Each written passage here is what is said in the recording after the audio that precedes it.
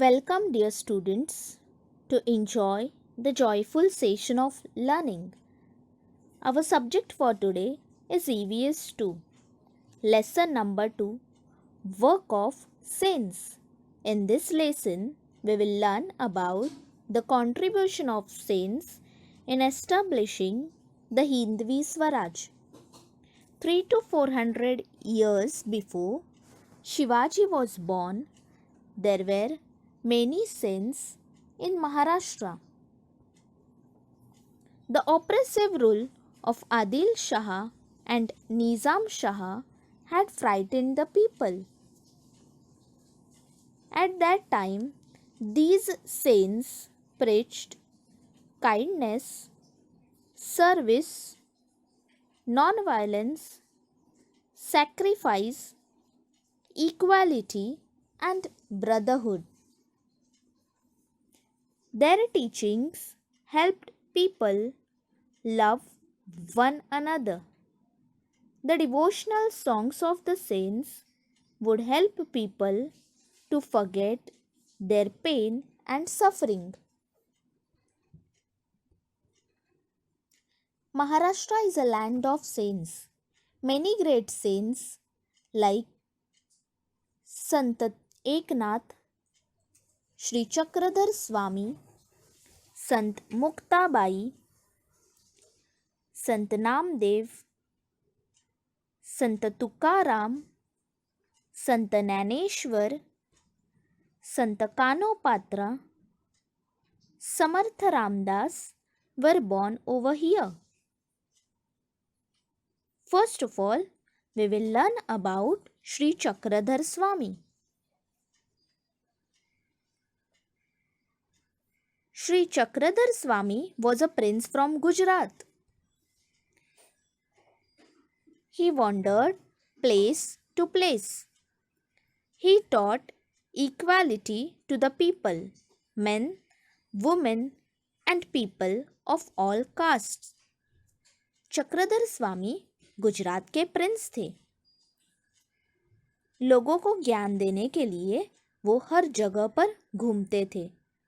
उन्होंने लोगों को इक्वालिटी का संदेश दिया. Shri Chakradhar Swami did not believe in grouping people by gender or caste. He established a group sect called Mahanubhav.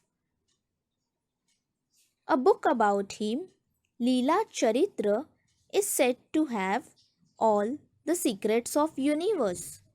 Chakradhar स्वामी लोगों को जेंडर और कास्ट से बिल्कुल भी भेदभाव नहीं करते थे. उन्होंने एक ग्रुप बनाया जिसको नाम दिया महानुभव. इस ग्रुप में सभी जाति धर्म के लोग थे. उनका जो बुक है लीला चरित्र, उसमें बताया गया है कि पूरे यूनिवर्स का सच उस बुक में है.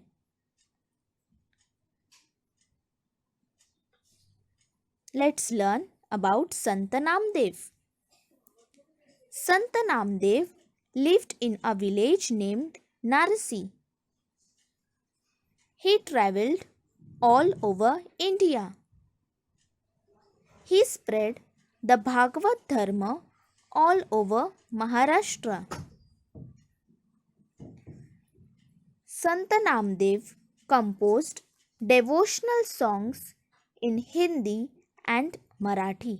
आपको पता है संत नामदेव महाराष्ट्र के एक फेवरेट संत थे. वो नारसी गांव के रहने वाले थे. पूरे इंडिया में घूमकर उन्होंने लोगों को ज्ञान दिया. उन्होंने महाराष्ट्र में भागवत धर्म स्प्रेड किया. उनके गाने मतलब डिवोशनल सॉन्ग्स, ये भगवान तक अगर हमें पहुंचना है तो हमें डिवोशनल सॉन्ग्स से हम भगवान तक पहुंच सकते हैं. वो सॉन्ग्स उन्होंने हिंदी और मराठी में लिखे हैं. आगे देखते हैं उन्होंने और क्या काम किया है. संत Namdev was a great devotee of Vitthal. Many of his songs and teachings are included in the holy book of the Sikhs, that is Guru Granth Sahib. He taught the people deep devotion to God. He instilled in people the desire to protect their religion. संत नामदेव विट्ठल भगवान के भक्त थे। उनके songs और उन्होंने दिया हुआ ज्ञान, ये सिख धर्म के जो होली बुक है उसका नाम है गुरु ग्रंथ साहिब, इसमें लिखा हुआ है। उन्होंने बताया कि हमें भगवान पे भरोसा रखना चाहिए, हमें हमारा धर्म संभाल के रखना चाहिए। संत नामदेव एक महाराष्ट्र के फेवरेट संत थे। Now we will learn about Sant Dnyaneshwar. Sant Dnyaneshwar was 5 years younger than Sant Namdev. He had 2 brothers, Nivruttinath and Sopanadev. He also had a sister named Muktabai. संत ज्ञानेश्वर संत नामदेव से 5 साल छोटे थे। उन्हें और 2 भाई थे जिनका नाम था निवृत्तिनाथ और सोपानदेव। जैसे हमने देखा पहले ही कि मुक्ताबाई जो है वो उनकी बहन थी। संत Dnyaneshwar was born in Apegav near Pune. People disliked his father as he took sannyas and later returned, married and had children. He spread the message of equality, generosity and helping others. संत ज्ञानेश्वर जो है उनका जन्म पुणे में आपेगांव नाम के एक छोटे से गांव में हुआ था। उनके पिता को लोग पसंद नहीं करते थे क्योंकि उनके पिता ने पहले सन्यास लिया था। तो सन्यास का मतलब क्या होता है? तो सब हमारे प्लेजर्स, हमारे सुख छोड़कर हमें भगवान की ध्यान में लगना होता है। उन्होंने सन्यास लिया, लेकिन अपनी गुरु की आज्ञा मानकर वो फिर से घर आए। उन्होंने शादी की और उसके बाद उन्हें बच्चे हुए, इसलिए लोग उन्हें पसंद नहीं करते थे। उन्होंने लोगों को मैसेज दिया कि हम इक्वल है, हमें इक्वालिटी उन्होंने लोगों में स्प्रेड की, जेनरोसिटी, और हमें लोगों को एक दूसरे को हेल्प करना है। He wrote Jnaneshwari in Marathi. He translated the religious books from Sanskrit to Marathi. He thus opened the doors of knowledge to his people. Sant Jnaneshwar taught people to have faith in God, give equal treatment to all, help those in trouble. संत ज्ञानेश्वर इन्होंने एक महान ग्रंथ लिखा जिसका नाम था ज्ञानेश्वरी। उस वक्त सभी रिलीजियस बुक्स मतलब होली बुक्स संस्कृत में होते थे, लेकिन संस्कृत सभी लोगों को नहीं समझती थी, इसलिए उन्होंने संस्कृत के बुक्स मराठी में ट्रांसलेट किए, जिसके कारण लोगों को ज्ञान मिला।